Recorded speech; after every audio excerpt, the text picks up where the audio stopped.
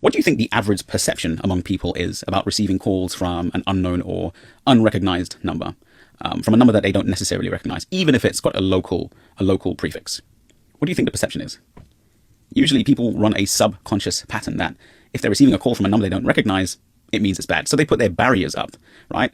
And this kind of subconscious pattern, even though it's not, conscious, people aren't doing it, nevertheless, they still have some sort of defense or some sort of barrier up, and we need to break that pattern, right? And the reason why we need to break that pattern is to get people listening and to get them to relax and give you a chance to explain who you are and why you're calling without sort of dismissing it.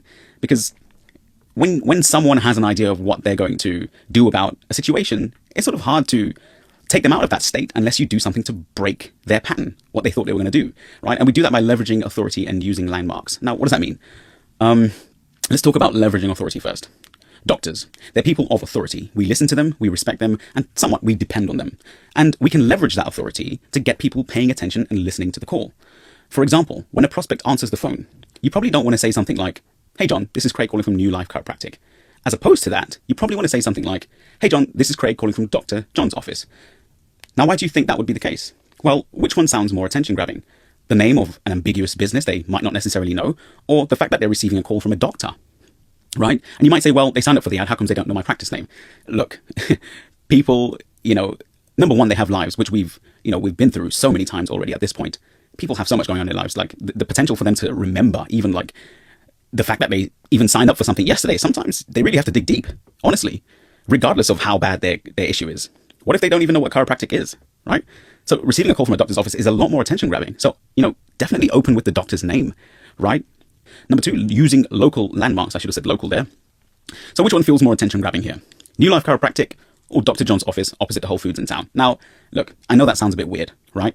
You probably want to be, professional and come across professional by using the name of your business. But that means as much as I love, the name of my business, I will not let it get ahead of the fact that people just don't care. Honestly speaking, frankly, people don't care.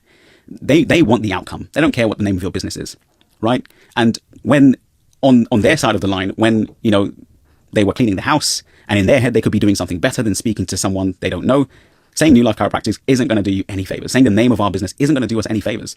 Whereas Dr. John's office opposite the Whole Foods in town probably will get them thinking, like, opposite the Whole Foods in town, who's that? Dr. John? Doctor? Like, again, doctors are people of authority. We listen to them. Opposite the Whole Foods in town, it will get them thinking that obviously if the Whole Foods in your town isn't necessarily a local landmark, it might be the clock tower. It might be the name of the street. Maybe it's a well-known street. Maybe it's the area. If the area is called Forest Fields, hey, it's Lacey calling from Dr. John's office in Forest Fields. It feels more personal. It feels more close